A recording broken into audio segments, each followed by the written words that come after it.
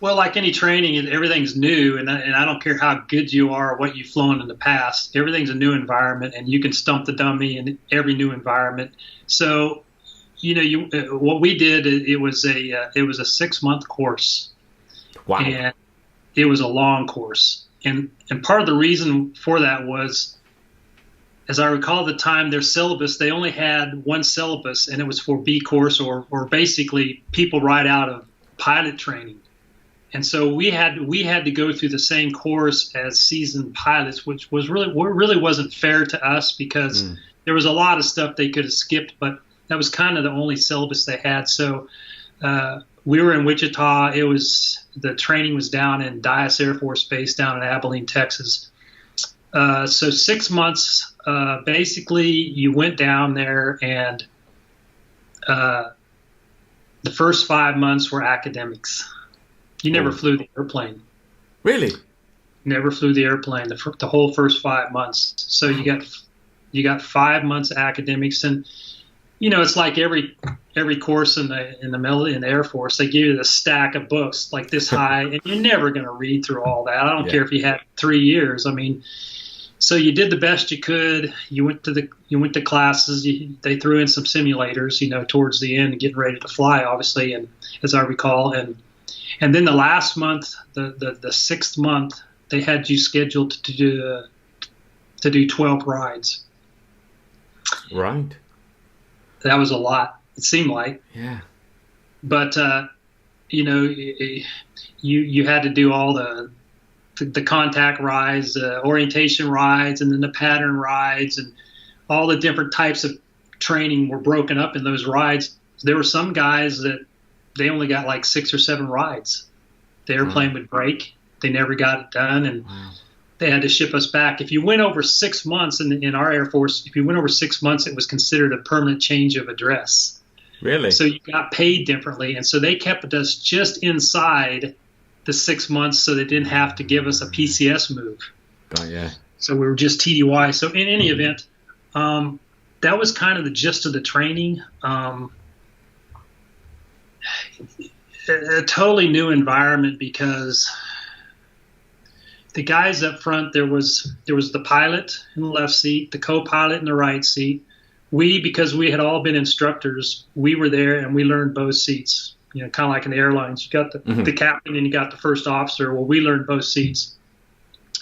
And then in the back, you had what were called the OSO, the offensive systems operator in the left back seat, and in the back right, you had the defensive systems operator.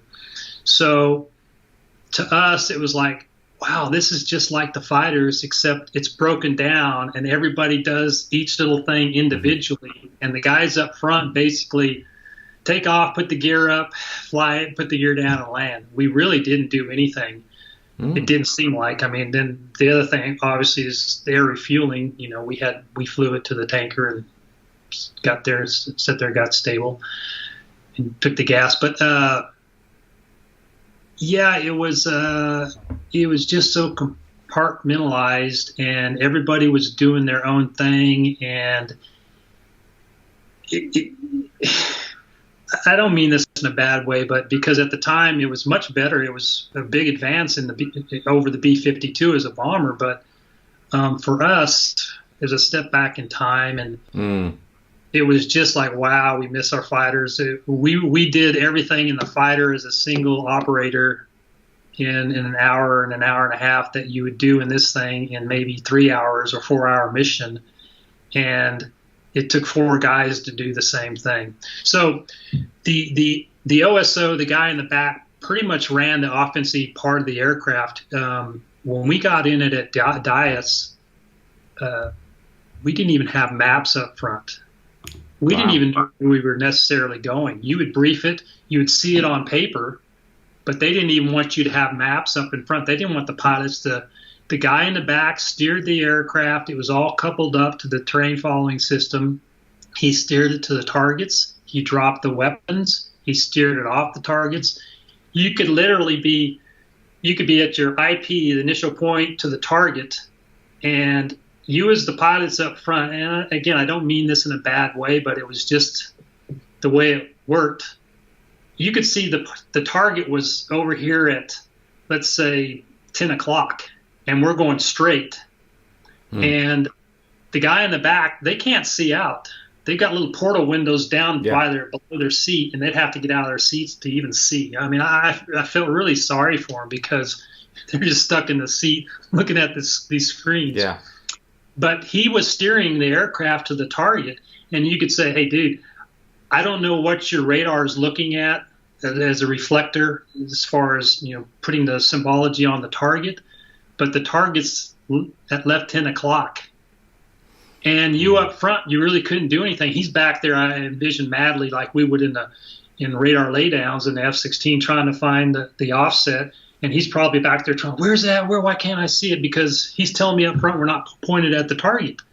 And that's the way it operated. And the only thing you could do up front was say, okay, if you can't find it, we'll take over manually. We'll take the aircraft. We'll fly it. We'll point at the target. And it was just like a T-lar drop. I mean, you got within a certain distance knowing what your speed and altitude was, and you'd go, okay, this looks about right, pickle. And you knew the bomb was either going to go long or short of the target because you're flying right towards it. But other than that, you didn't know exactly where it was going to hit. It was all based on just a T-lar type of drop. And that's the best you could do. In the back then on the right was the defensive systems operator, and I got to tell you that the B-1, at least when we had him, my impression it was pretty good in terms of negating threats. The defensive systems operator, he had some techniques where he could do a lot of really pretty neat jamming, and even when you would intercept the B-1 in a fighter, you had to fly a hot intercept. You couldn't lag behind or get behind it because it was fast. You could chase it down and you'd exhaust your fuel pretty quickly. But even when you got close with the radar on it, it would do some funny things with your radar. The TD box is locked on it, and it's like it won't lock on. It won't lock on. It really didn't matter if you're going to shoot, aim 9 heaters at it. If it's got the heat source, it's going to go to the exhaust. But anyway, he could do that. He would dump out the chaff. He would dump out the flares. Again, all that was done by single seat guys, but that's kind of the mode of the guys that flew the aircraft. It was all weather, quote, all weather. You see what happened, and it's conjecture what happened up in Ellsworth, and we'll get into this probably later, but for example, you couldn't go through a cloud where the ice light would come on, at least when we were flying it. Right. You couldn't start the engines in visible moisture below freezing. Oh, wow. And you see, there's so many of these things. I don't want to be totally negative, but you throw all these out. The Air Force wanted something between the B-52 and the B-2 wasn't quite finished yet. They wanted that intermediate bomber thing, but in my opinion, it was never going to be a conventional bomber, and it still isn't a conventional bomber in terms of B-52s dropping bombs. It's limited on altitude. We'll get into that in a minute, I suppose. But you asked in terms of what was it like in the training. It was long, arduous training. Finally, when you got to fly it, the first sortie, I'll never forget. We went out on the ramp. We got in the aircraft. Everybody's in their positions. We're getting ready to crank. There was some kind of a mechanical problem, and we sat in the airplane longer than we flew it. No way. But that was the way, you're coming from SAC. Well, it's Air Combat Command now, but that was a SACism thing. You stayed with the jet. You called the maintenance guys out to come look and see what the problem is, see if they could fix it. It took forever to come in. We sat in the airplane for 3 hours. We didn't fly it 3 hours. What do you do in that time, that 3 hours? You just sit there and be like, did you watch the game last night? Yep. Now contrast that with a guard. If we had problems, whether it be in a fighter or the bomber or any other airplanes, it's like, hey, it's broke. We need the maintenance guys to come out here. We'll go back into the crew ready room, and you call us when you get it fixed. But that was the different mentalities in different communities, and that's the way the bomber world in the in the active duty operated, at least at that time, and it's like, this is hideous. This doesn't even make sense. We could be accomplishing something, and they can call us when it's ready, and we'll come back out. But they didn't do it that way. So, on my check ride, I remember it took 2 sorties to complete the check ride, because I think when we came back to do the pattern work, we put the gear down and we couldn't get the gear to come back up. So we landed and had to finish up that. But that was kind of what the training was like. A lot of systems, a lot of it was a very complex airplane, but it was kind of neat, and it was fun to fly. I'm not going to deny that. It just as a platform at that time.